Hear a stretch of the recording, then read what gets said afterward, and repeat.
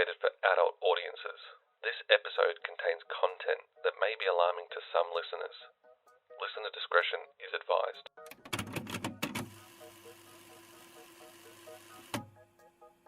Before we get into today's story, I just wanted to say a very quick thank you to you guys, to our listeners. Thank you for taking the time to listen to the podcast each week, for taking the time to rate and review the show, for taking the time to reach out to us with story ideas and feedback on the podcast. When you're bringing a podcast to an audience each week, the only metric you really have to go off outside of how many people listen to the show is the feedback from your listeners. So if I could ask one favor of our listeners today, it would be that if you're enjoying what you're hearing so far and you're enjoying the direction that the podcast is heading in, please let us know that by taking a minute to either rate and review the podcast. It would be greatly appreciated, and it helps us to know that our audience is enjoying the content that we're putting out each week. So thank you guys. Thank you for taking the time. We appreciate it.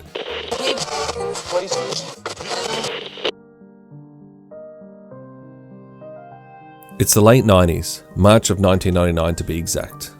A 15-year-old girl whispers into the home phone. Long before every teenager had a mobile phone and a million ways of communicating with the outside world. This is a private phone call. The girl had been explicitly told not to divulge details of this conversation to anyone. The phone call was tragically the beginning of the end for Rachel Barber. Do you want to hear a story?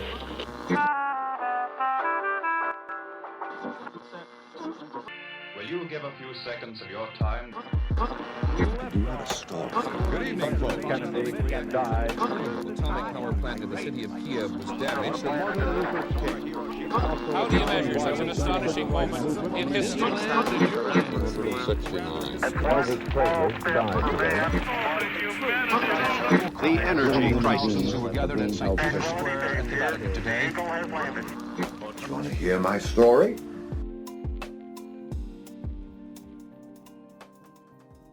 Two notes found.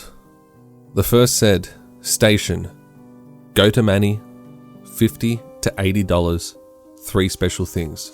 The second note, running away. The words spoken by a police officer to Elizabeth and Mike Barber played over and over in their heads for the days following Monday, March 1st, 1999. It's hard to find someone who doesn't want to be found. As a young girl, Rachel Barber did everything she could to chase down her dreams of becoming a professional dancer, with the goal of one day opening up her own dance studio. She worked tirelessly to perfect her craft, modeling her life around dance, excited when she found hardwood flooring underneath the carpet in her bedroom, and even more excited when her parents agreed she could rip up the carpet. She could finally practice at home. And while it wasn't a question of intelligence, more a question of focus, Rachel struggled in school, and she begged her parents to drop out in Year 9 to pursue dance full-time. For years, she'd been her step-grandmother's muse, often at the center of her grandmother's art shows. She was described as a beautiful girl. Her talents as a dancer were undeniable. That Monday started as any other day would for the Barber family, out in the southeastern suburbs of Melbourne, Australia. The dance factory that Rachel attended was in Richmond. That required public transport. And as he did every morning, Mike dropped Rachel off at the tram stop on the corner of Riversdale and Elgar Roads in Wattle Park at around 9:30 a.m. Rachel left the house that day excited for life. At 15 and a half, things were exactly how they should be. In her mind, life was on track. She was in the 5th week of what would be a wonderful 2 years at the dance factory. And that Monday should have played out like any other day. Dropped off at the tram station, breakfast at her friend Kylie's house, to the dance factory, and then back to the tram stop for Mike to collect her around 6:15 p.m. Mike and Elizabeth had been given no reason to think Rachel would be absent from the tram stop that night, and Mike waited as the trams rolled in and out. Each time Rachel failed to appear, he grew more and more worried. Elizabeth was at home preparing dinner, nothing out of the ordinary until she realised the time. Rachel and Mike were at least an hour overdue now. Where were they? She began to worry. She tried to justify the lateness. Maybe they had an accident. No. Maybe a flat tire. Actually, you know what? The car probably had run out of petrol. Yeah, that would be it. Neither Mike or Rachel had a mobile phone, but at around 7:40 p.m. that night, the home phone rang. Mike was on the other end. He was calling from his parents' place. Noticeably concerned, he explained that Rachel had not gotten off the tram. He waited and he watched a number of trams come and go. No Rachel. He asked if she'd mentioned anything to Elizabeth about going to Kylie's tonight. No. Elizabeth confirmed that Rachel did expect Mike at Wattle Park. Mike confirmed it was the last thing they spoke about when he dropped her off in the morning. Panic began to set in on both ends of the phone. Mike decided he would go to Camberwell, which was not far from Wattle Park at all. But the previous week he had picked Rachel up there, both on Tuesday and Thursday. Maybe she was confused, maybe she got off there. That was not the case. The Barbers were a close-knit family, and Rachel was the oldest of 3 girls. Her youngest sisters, Heather and Ashley Rose, all knew the importance of family, and they more than respected their parents. Recently, Rachel had worked hard to show her parents how much it meant to her to have their support. Leaving high school and attending the dance factory was a dream come true to her. She knew it put financial strain on the family, so she was more than grateful for the opportunity. Not coming home without letting her parents know prior is not something Rachel would have done. Something had to be wrong. After agreeing that Mike would go and check the stops in Camberwell, Elizabeth made a plan to call the Box Hill police station. She'd then call Mike's parents back. She'd then check with Rachel's boyfriend Emmanuel, or Manny for short, and lastly she'd phone the dance factory. Unfortunately, it was hard for the police to take Elizabeth seriously. A 15-year-old girl was an hour late for dinner. That did not constitute a missing person. They did encourage the parents to come in though if there was no sign of her at the Camberwell stations, and fill in a missing persons report if they wanted to do so. Rachel and Manny were the Romeo and Juliet of their group. Her mother had watched the two fall in love and often worried about the heartbreak that would come if they would ever break up. When Elizabeth called Manny, he fueled the panic when he told her, "She meant it. I didn't think she'd actually go." That Monday, Rachel had taken Manny to the shoe store and pointed out a new pair of shoes that she planned to buy.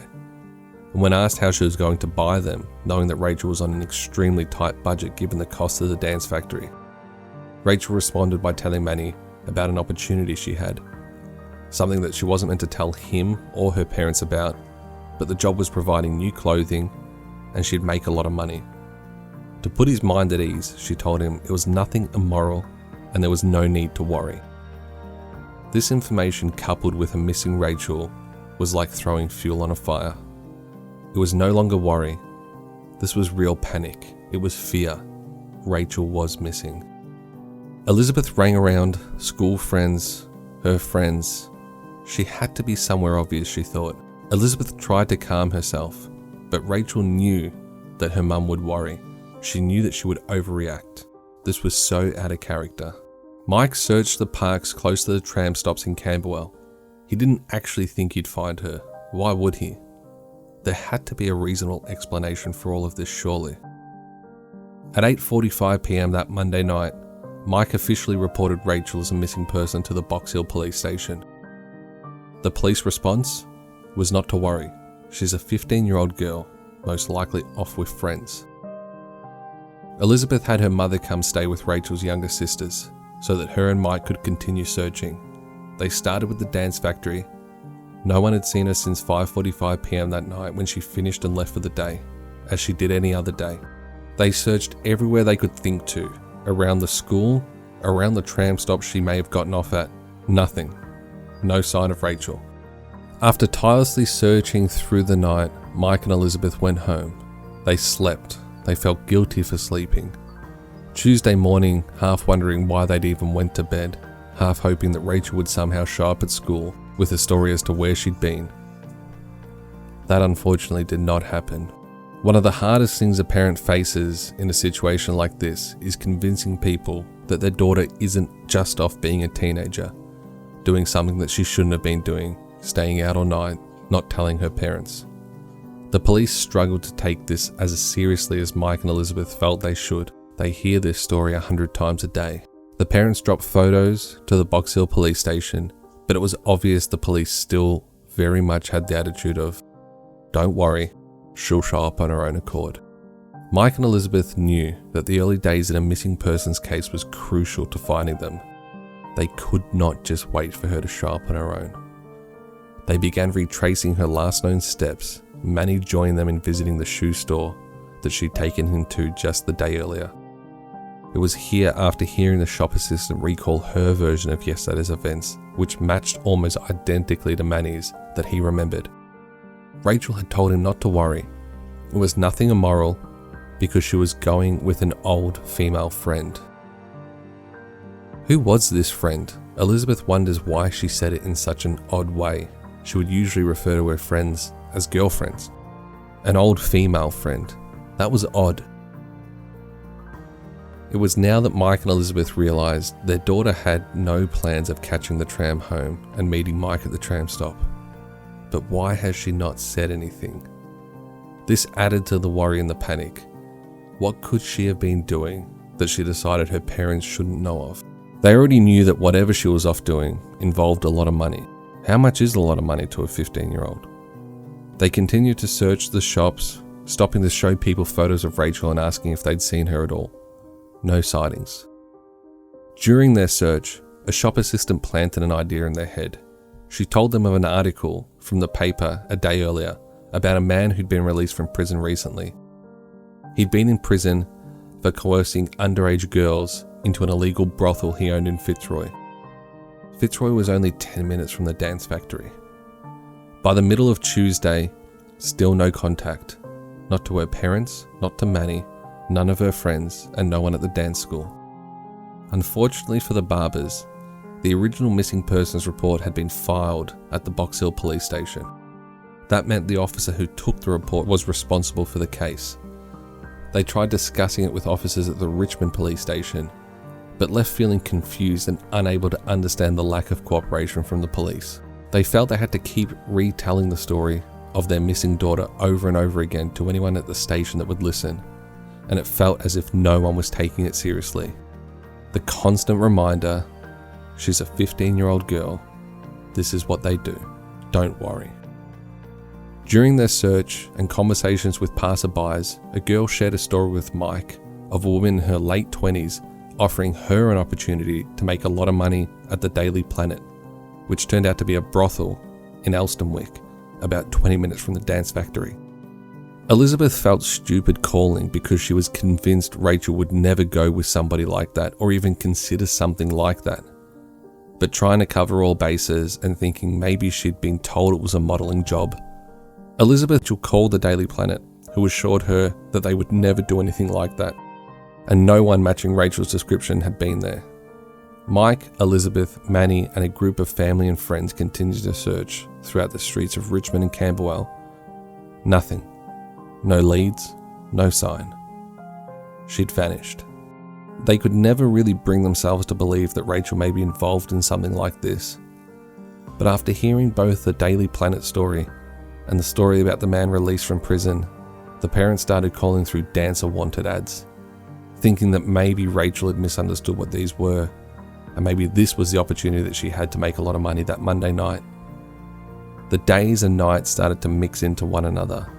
The guilt of sleeping while their daughter was missing, coupled with the fear of what could have happened, kept the Barbers fueled to search.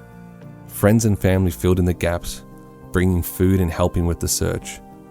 Rachel's sisters went to stay with family. It was hard for them at home. They knew Rachel was missing, and they were seeing the effects it was having on their parents. It was best to distance them from all of this. Mike and Elizabeth continued to butt heads with the police, not feeling that enough was being done, constantly reminded that they'd already taken up a large number of police hours. They were beginning to feel as if they were just pestering the police, but all they wanted was help in finding their daughter.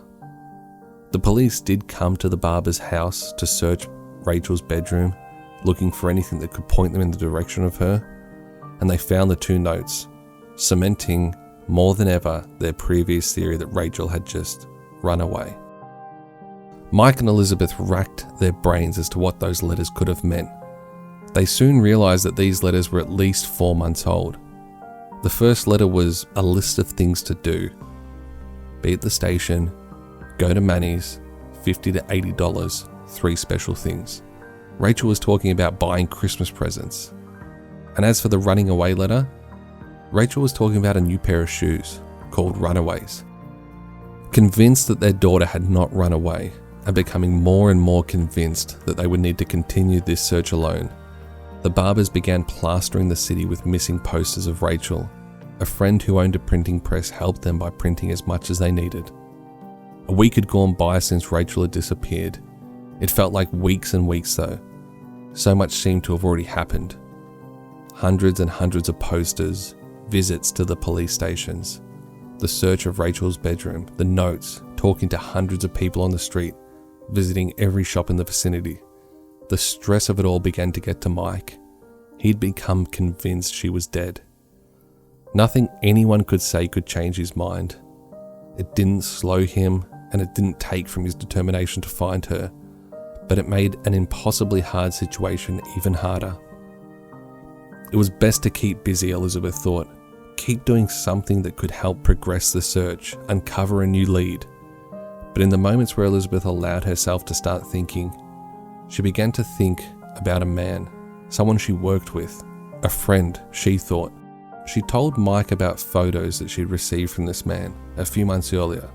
They were photos of places that Elizabeth and the man had had coffee before.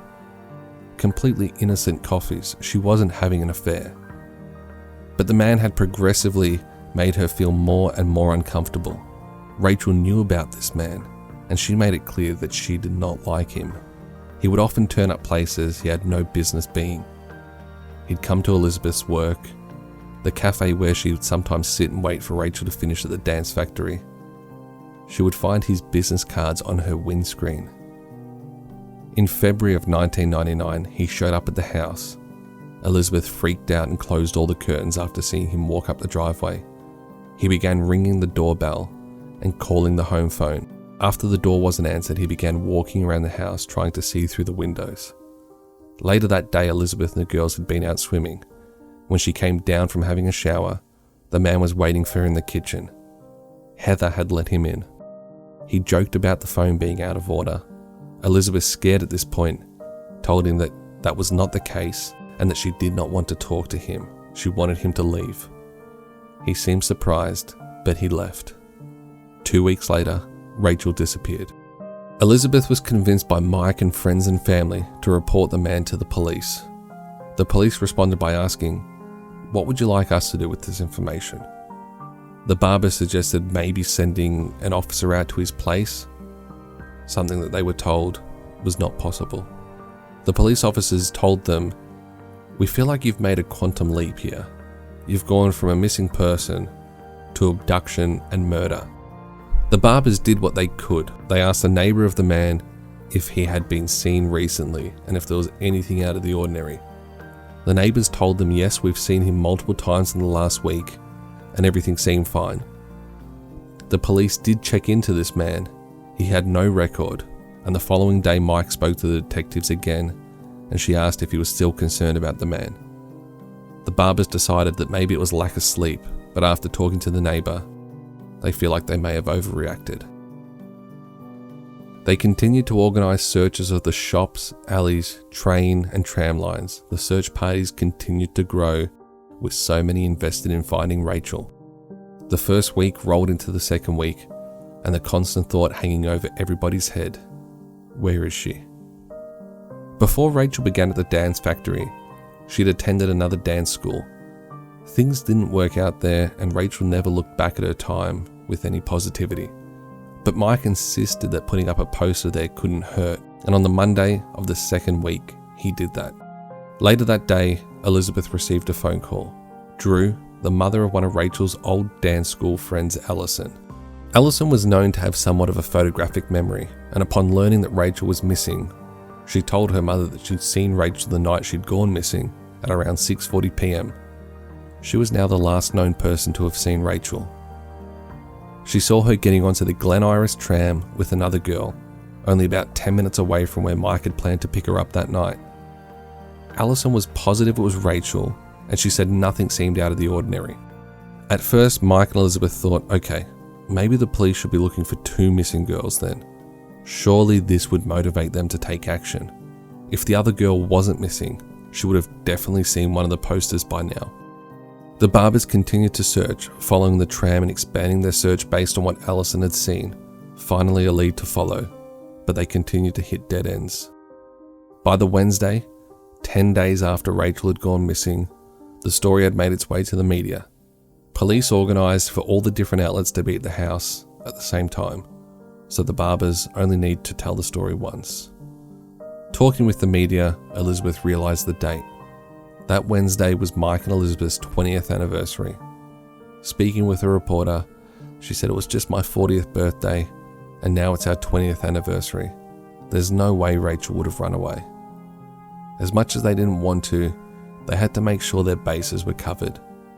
They went to multiple escort agencies, sex shops, and refuge centres, showing photos of Rachel to see if anyone had seen her.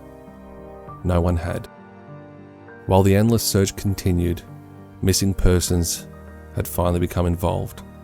They had asked the Barbers to come up with a detailed list of anyone they could possibly think of that has or had contact with Rachel. Family, friends, school friends, teachers, neighbours. Missing persons called the home to follow up on a sample of Rachel's clothes for the media release. Speaking with Mike, they asked if the family knew someone by the name of Caroline Robertson. Mike confirmed with Elizabeth and they both agreed they did not. The only Caroline the family knew was Caroline Reed, an old neighbour from when the Barbers lived in Mont Albert, about 20 minutes away from where they live now. Caroline's youngest sister was friends with Ashley Rose. Missing persons asked about Caroline Robertson because phone records showed she called the Barbers home before Rachel went missing. The Barbers went to see the missing persons detectives to drop off the clothes they'd just bought that was the same as what Rachel was wearing when she went missing. While there, the detectives wanted to speak with the parents. They needed to get clarity on this relationship. They asked Mike and Elizabeth about Caroline Robertson, confirming that she was in fact Caroline Reed from Mont Albert. Mike explained that he hadn't seen the Reeds for at least 2 years since they moved houses. He explained that they were friends with her mother, and their youngest was friends with the Reeds' youngest, and that Caroline was just the older sister, kind of in the background.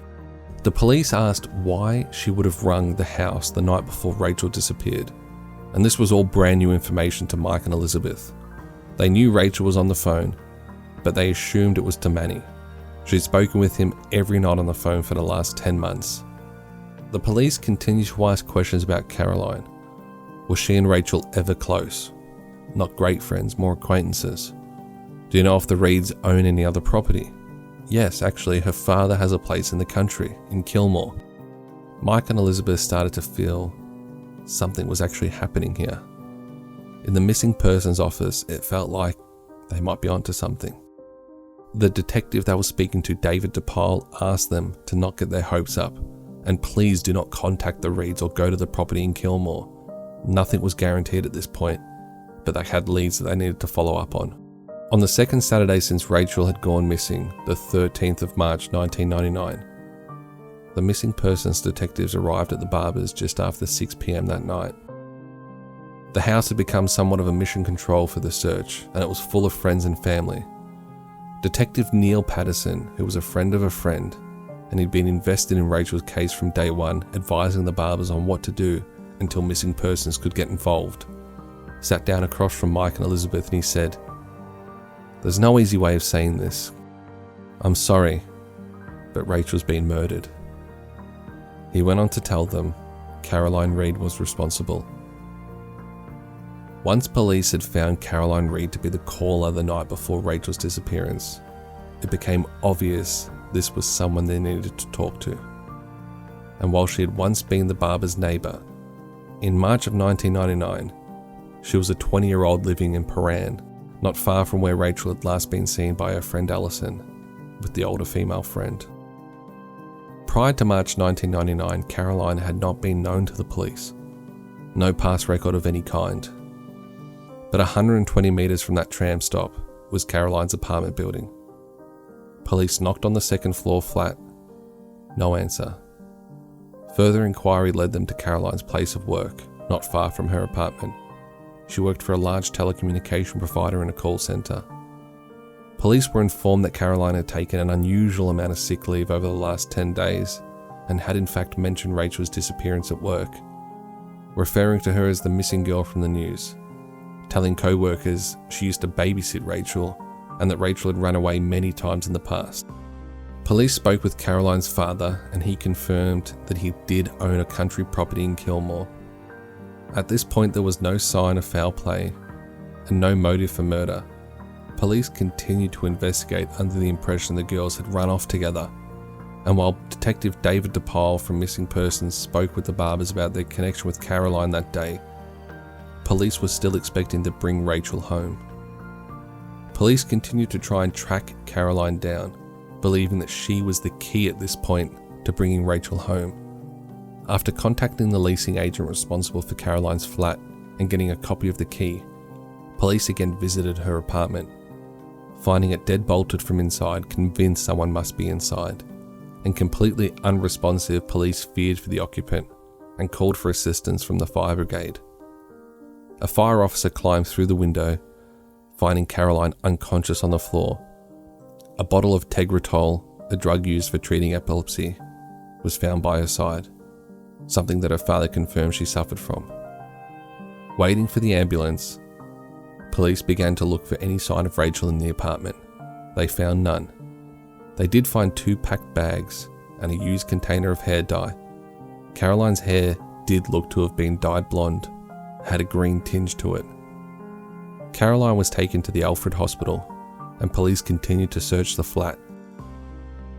More and more odd evidence began to surface. They found bags of clothes, size 8, which would not have fit Caroline at the time. She was quite overweight.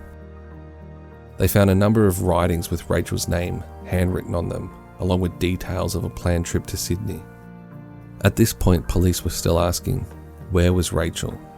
Are the 2 girls in on this together? Had Rachel already gone to Sydney? Police tried to make sense of the writing and the endless lists that were found at Caroline's flat. Numerous times, Rachel's name was mentioned. Police also found that Caroline had an alarming amount of information on the Barbers. Places of birth, birth dates, Elizabeth's maiden name. She had written profiles on the family members and details on their personality traits and their different behaviours. If that wasn't alarming enough, it became apparent fast that Caroline had been monitoring Rachel up until her disappearance. Her writings showed detailed knowledge of Rachel's movements, her schooling, her relationship with Manny. Caroline describes Rachel in her writings as strikingly attractive, a teenager with a dancer's body, clear pale skin, and hypnotic green eyes. Rachel had only recently started experimenting with hair colouring, and Caroline knew that too. It became clear to police that Caroline had an extremely unhealthy infatuation with Rachel. Her writing continued on to say, Rachel was a wild, free spirit who lived life on the edge, a simple yet complicated girl of enormous talent and contradictions. She was a fiercely independent girl who was passionate, determined, cheeky, loyal, and honest, with a moody and mysterious personality. She was described as argumentative and difficult, eclectic and kooky, crazy, funky and cool. This was a teenager who didn't suffer fools gladly, but had wonderful charisma. At the bottom of the page concerning to police, Caroline had written, all things come to pass. After being given the green light by doctors, Detective Neil Patterson questioned Caroline in the hospital. Alert but claiming to be tired, she answered his questions, telling him she had killed Rachel, but it was an accident. Caroline was placed into custody. No one except hospital staff was allowed to approach or speak to her without police permission. By midnight, local officers had been deployed to the Kilmore property, which became the site of an extensive police surveillance. Neil Patterson returned to the Alfred Hospital, this time accompanied by his boss Steve Waddell. At around 1:30 on the Saturday morning, they escorted Caroline Robertson from the hospital's emergency department and placed her in the back of an unmarked police vehicle. They drove her to the Moorabbin police station and she was placed in the cells at 2 a.m.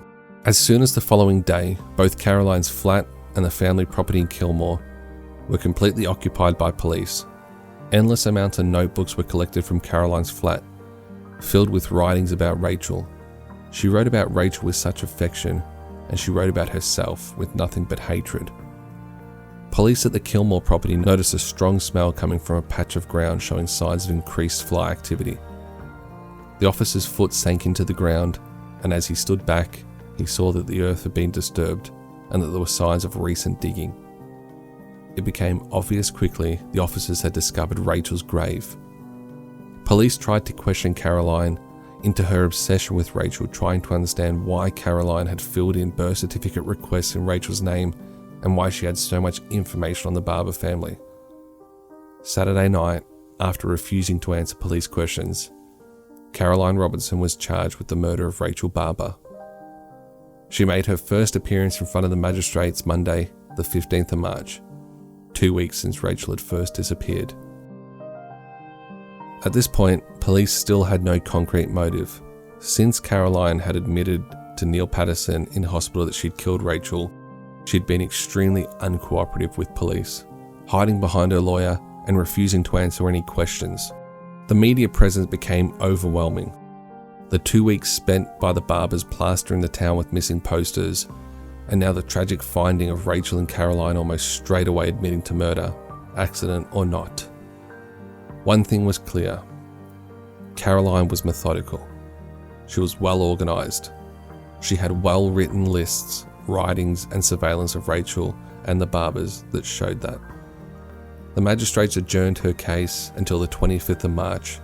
The committal hearing would still be months away. She was remanded into custody at the Metropolitan Women's Correctional Centre in Deer Park. Rachel's funeral was held on the 24th of March. Over 850 mourners gathered. And at the same time, Caroline prepared for her second visit to the magistrates. Prosecutor Scott Johns told the court the following morning that the homicide squad was now in the process of preparing 60 witness statements. The police brief, including forensic test results, would be extensive and looked like it would likely take at least 3 months to complete. No application for bail was made. She was remanded into custody. During the weeks leading up to her committal hearing, her lawyer began trying to build a defense. She was as uncooperative with him as she was with the police, claiming that she was not the sole perpetrator in Rachel's murder and that there was 2 others involved. They'd left her to take the blame. She could not name them. A picture began to form quickly while police continued to interview people in Caroline's life. They found it hard to put a long list together. Yes, there was her boss and co-workers. They all said that she was a good worker, a quick learner, punctual. Co-workers shared stories of Caroline's ex-boyfriends and the life that she claimed to have, only then realizing that they had no names to share with the police. Caroline claimed to often go out clubbing with her friends, but police could find no friends and no ex-boyfriends. Her lawyer confirmed that she was a very lonely girl who had no friends or any type of social life. She told co-workers that she had multiple friends in the performing arts, and she would often share stories with them. In reality, the only person she seemed to know in the performing arts was Rachel. While not obvious to the people in her life, Caroline had become convinced that her life was not worth living. Rachel had the life worth living. She had friends, she had a boyfriend, she was pretty and slim, she was a dancer and a model. She had a life. People that knew Caroline around the time that she changed her name from Reed to Robertson, which was only a year or so earlier, described her as manipulative and someone who liked to gossip. No one called her a friend. Everyone referred to her as more of an acquaintance. Caroline continued to be no help to police, refusing to answer questions and giving no reasons.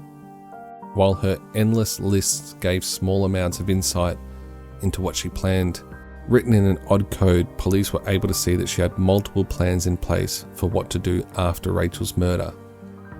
What was uncovered? The phone call Caroline made to Rachel the night before her disappearance was when the murder plot was put into action. Caroline offered Rachel $100 to be part of a highly confidential psychology study. This was the money that Rachel spoke to Manny about, that would have allowed her to buy the shoes that she showed him earlier that Monday, and having known Caroline for years, she trusted her when she said not to tell anyone. It was at her plea hearing that the psychologist treating Caroline was able to detail exactly what had happened on the night of Monday the 1st, 1999. She sobbed in the dock as her barrister read aloud her writings of self-loathing and hatred. "I feel like a troubled and tortured lost soul who has been thrown into a world of angels," she wrote. She called herself an alien with horrible things bottled up inside.